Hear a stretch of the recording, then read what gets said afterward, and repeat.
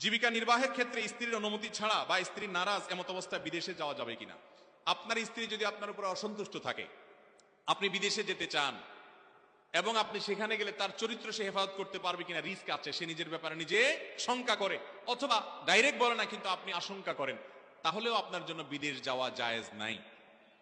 যারা বিদেশ যান, প্রবাসে থান, উপার্জন করার জন্য যান, আমি বলি বিয়ের আগে যাবেন, বিয়ের পরে যদি যান বউ নিয়ে যেতে পারলে যাবেন, আর না হলে প্রবাসে ভাবে থাকবেন না। কারণ প্রবাসে যেতে হলে আপনার দুইটা ভিসা লাগবে, এক হলো যে দেশে যাবেন ওই দেশের ভিসা, আর একটা হলো বউর কাছ থেকে ভিসা নিতে হবে।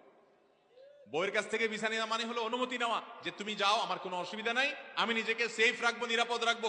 বহু প্রবাসী ভাইরা আছেন, তিনি পরিবারের জন্য জীবন শেষ করে দিচ্ছেন, এদিকে বউ পরকিয়াতে বা কোনো হারামে লিপ্ত হয়ে গেছেন, কারণ কোনো উপায় নেই।